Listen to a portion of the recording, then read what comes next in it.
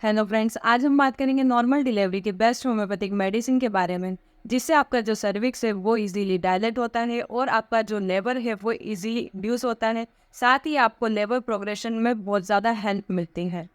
तो सबसे पहले हम जानेंगे कि नॉर्मल डिलीवरी का ड्यूरेशन कितना होता है, उसके क्या एडवांटेजेस होते हैं और सी सेक्शन होने के क्या कॉज है, और साथ ही हम देखेंगे कि कौन सी होम्योपैथिक मेडिसिन आपको लेना है जिससे आपका जो सर्विक्स है वो इजीली डायलेट होता है और साथ ही आपका लेबर पेन कम रहता है और जो आपका लेबर है वो इजीली प्रोग्रेस होता है। नॉर्मल वेजाइनल डिलीवरी का जो ड्यूरेशन रहता है वो 37 से लेके 42 वीक्स के बीच में कभी भी हो सकता है। नॉर्मल डिलीवरी मदर और फिटस दोनों के लिए बहुत बेनिफिशियल होती है। बेबी का जो इम्यून सिस्टम है वो नॉर्मल डिलीवरी से बहुत जल्दी एक्टिव होता है और साथ ही जब बर्थ कैनल से हो के बेबी बाहर आता है तो उसका जो लंग्स है वो स्क्वीज होता है, जिससे जो लंग्स के अंदर एमनियोटिक फ्लूइड भरा हुआ रहता है वो बाहर की ओर निकल जाता है, जिससे बेबी को रेस्पिरेटरी प्रॉब्लम्स नहीं होती है। रेस्पिरेटरी डिसऑर्डर होने के चांसेस बहुत कम हो जाते हैं। साथ ही नॉर्मल डिलीवरी से अर्ली ब्रेस्ट फीडिंग स्टार्ट हो सकती है, यानी कि मदर और फीटस दोनों के लिए ये ब्रेस्ट फीडिंग करवाना ज़रूरी होता है। फीटस के लिए ब्रेस्ट फीडिंग बहुत ज़रूरी होता है क्योंकि उसमें प्रोटीन और न्यूट्रिएंट्स रहते हैं और साथ ही उसमें इम्यूनोग्लोबिन ए रहता है, जिससे आपके जो बेबी की इम्यूनिटी है वो बहुत अच्छी होती है। और साथ ही नॉर्मल डिलीवरी होने से मदर की रिकवरी भी बहुत जल्दी होती है। तो चलिए अब हम जानते हैं कि सी सेक्शन होने के क्या कॉजेस है। सी सेक्शन होने का जो सबसे पहला कॉज है वो है लेबर डिस्ट्रोशिया। इस कंडीशन में आपका जो यूटेराइन कॉन्ट्रैक्शन है वो बहुत कम रहता है, लेबर भी बहुत स्लो रहता है, जिसके कारण आपका जो लेबर का टाइम है वो बहुत प्रोलॉन्ग हो जाता है। दूसरा जो इसका कारण है वो है फीटल डिस्ट्रेस, जिसमें आपके जो बेबी की हार्ट बीट है वो कम रहती है, इस वजह से भी सी सेक्शन करना पड़ता है।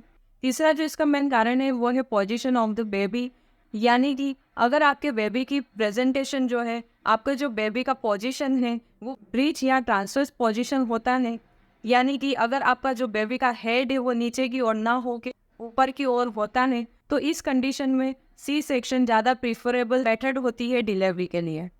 फोर्थ जो इसका मेन कारण है वो है प्लेसेंटा प्रीविया। प्लेसेंटा प्रीविया में जो आपका प्लेसेंटा है वो सर्विक्स की ओपनिंग को पूरी तरह से कवर कर लेता है। फिफ्थ जो इसका मेन कारण है वो है अगर आपको ट्विंस या ट्रिपलेट्स होते हैं तो आपको नॉर्मल डिलीवरी होने के चांस बहुत कम होते हैं। साथ ही आपको अगर कोई क्रॉनिक कंडीशन है, यानी कि आपको अगर कोई हार्ट डिसीज है या डायबिटीज या बीपी है, आपको प्री एक्लेम्शिया या एक्लेम्शिया होता है, तो आपकी नॉर्मल डिलीवरी होने के चांस बहुत कम होते हैं।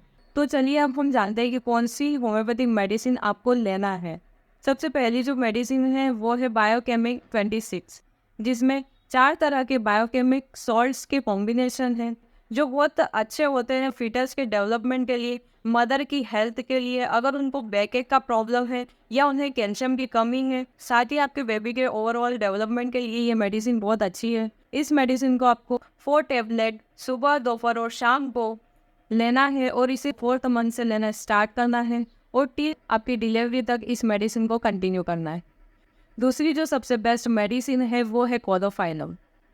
कोलोफाइलम जो है वो आपके सर्विक्स को इजीली डायलेट करता है, आपके लेबर को इंड्यूस करता है, साथ ही ये ऑक्सीटोसिन के लेवल को बढ़ाता है, जिससे आपका लेबर जो है वो इजीली प्रोग्रेस होता है। तो इस मेडिसिन को आपको 200 पोटेंसी में लेना है, आपकी ड्यू डेट के 2 दिन पहले से लेना है। 2 बूंद सुबह शाम आप लेते हैं तो इससे आपका जो लेबर है वो बहुत जल्दी इंड्यूस होता है।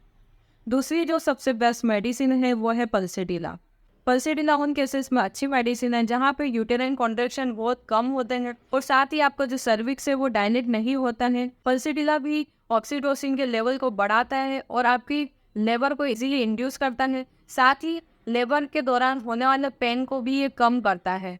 तो पल्सेटिला 200 को आपको 2 बूंद सुबह शाम लेना है और इसे भी आपको आपकी ड्यू डेट के 2 दिन पहले से ही लेना शुरू करना है, टिल डिलीवरी तक कंटिन्यू करना है।